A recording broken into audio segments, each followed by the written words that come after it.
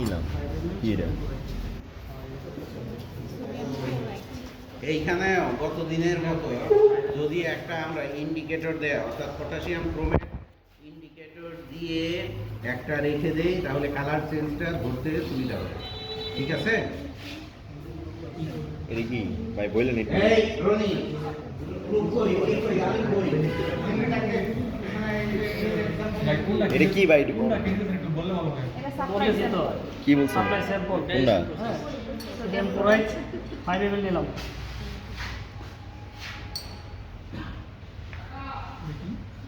Sodium chloride supply sample 5 ml তারপরে 25 ml ডিস্টোটর এটা কি সোডিয়াম ক্লোরাইড 45 ml নিতে হবে না? 25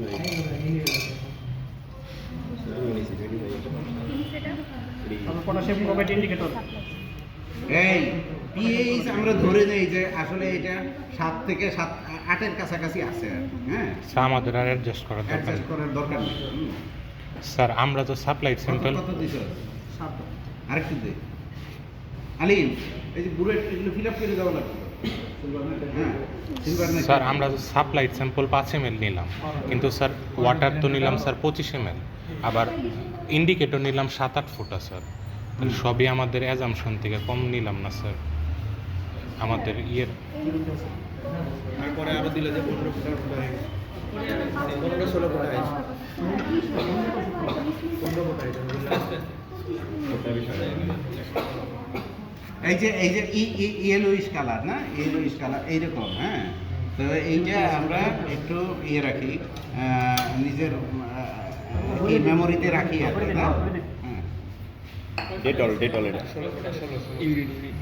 স্যার আমরা স্যাম্পল নিলাম 5 ml, তাহলে আমাদের যে ডিস্টিল ওয়াটার সেটা কি আমরা 45 নিব না? আপনি তো ওইটাই বললেন যে 50 পর্যন্ত নিতে। 25 ml স্যাম্পল নিলে 25 ml ডিস্টিল ওয়াটার নিব, তাহলে এই ক্ষেত্রে কেন? আর ডিস্টিল ওয়াটার এখন উৎপাদন কমে গেছে, এই জন্য তারা একটু কমায় দিয়েছে, হ্যাঁ।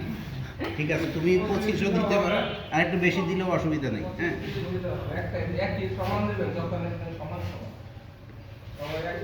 ওই দেখো যে জায়গায় ড্রপটা পড়ছে সেই জায়গায় কিন্তু, হ্যাঁ, ওই যে ব্রিক রেড কালার আছে। একটু সাইড থামাও। আচ্ছা, এখন এইটা কিন্তু একটু ঘোলাটে হয়েছে না? এই ঘোলাটেটা কিসের জন্য? সিলভার ক্লোরাইডের জন্য, অর্থাৎ সাদা সিলভার ক্লোরাইড কি সাদা না, এখন সাদার সাথে ইয়েলোটা মিশে গেছে, যার জন্য এইরকম একটু ঘোলাটে হয়েছে, হ্যাঁ।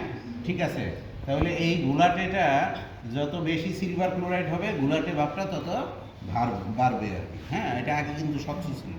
ওকে,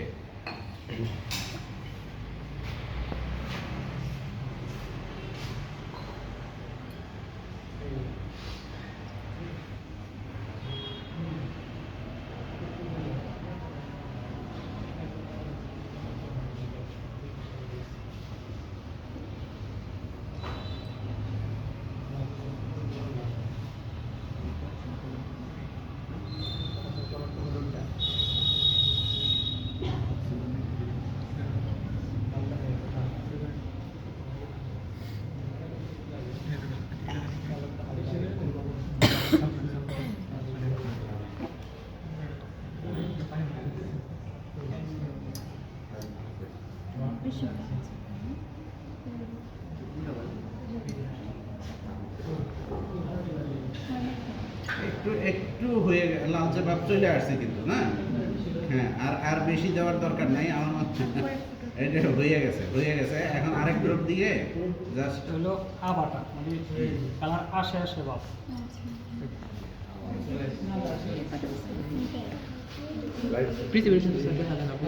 হ্যাঁ